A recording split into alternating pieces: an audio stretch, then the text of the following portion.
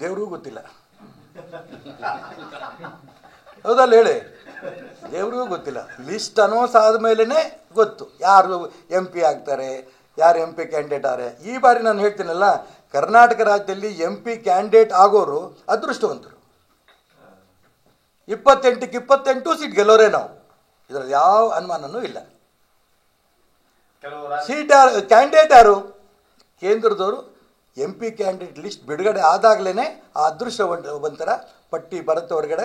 ಅವರಷ್ಟೂ ಜನರು ಕೂಡ ನರೇಂದ್ರ ಮೋದಿ ಪ್ರಧಾನಮಂತ್ರಿಯಾಗಿ ಕೈ ಎತ್ತುತ್ತಾರೆ. ದೇವ್ರಿಗೂ ಗೊತ್ತಿಲ್ಲ.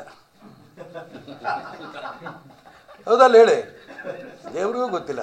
ಲಿಸ್ಟ್ ಅನೌನ್ಸ್ ಆದಮೇಲೆ ಗೊತ್ತು ಯಾರು MP ಆಗ್ತಾರೆ, ಯಾರು MP ಕ್ಯಾಂಡಿಡೇಟ್ ಆರೆ. ಈ ಬಾರಿ ನಾನು ಹೇಳ್ತೀನಲ್ಲ, ಕರ್ನಾಟಕ ರಾಜ್ಯದಲ್ಲಿ MP ಕ್ಯಾಂಡಿಡೇಟ್ ಆಗೋರು ಅದೃಷ್ಟವಂತರು. 28ಕ್ಕೆ 28 ಸೀಟ್ ಗೆಲ್ಲೋರೇ ನಾವು, ಇದರಲ್ಲಿ ಯಾವ ಅನುಮಾನನೂ ಇಲ್ಲ.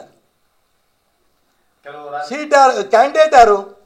ಕೇಂದ್ರದವರು MP ಕ್ಯಾಂಡಿಡೇಟ್ ಲಿಸ್ಟ್ ಬಿಡುಗಡೆ ಆದಾಗಲೇ ಆ ಅದೃಷ್ಟವಂತರ ಪಟ್ಟಿ ಬರುತ್ತೆ ಹೊರಗಡೆ.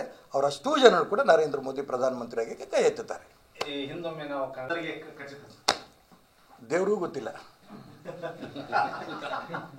ಹೌದಲ್ಲ ಹೇಳಿ, ದೇವ್ರಿಗೂ ಗೊತ್ತಿಲ್ಲ. ಲಿಸ್ಟ್ ಅನೌನ್ಸ್ ಆದಮೇಲೆ ಗೊತ್ತು ಯಾರು MP ಆಗ್ತಾರೆ, ಯಾರು MP ಕ್ಯಾಂಡಿಡೇಟ್ ಆರೆ. ಈ ಬಾರಿ ನಾನು ಹೇಳ್ತೀನಲ್ಲ, ಕರ್ನಾಟಕ ರಾಜ್ಯದಲ್ಲಿ MP candidate ಆಗೋರು ಅದೃಷ್ಟವಂತರು.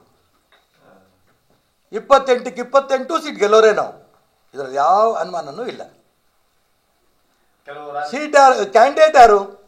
ಕೇಂದ್ರದವರು MP candidate list ಬಿಡುಗಡೆ ಆದಾಗಲೇ ಆ ಅದೃಷ್ಟವಂತರ ಪಟ್ಟಿ ಬರುತ್ತೆ ಹೊರಗಡೆ. ಅವರಷ್ಟೂ ಜನರು ಕೂಡ ನರೇಂದ್ರ ಮೋದಿ ಪ್ರಧಾನಮಂತ್ರಿಯಾಗಿ ಕೈ ಎತ್ತುತ್ತಾರೆ.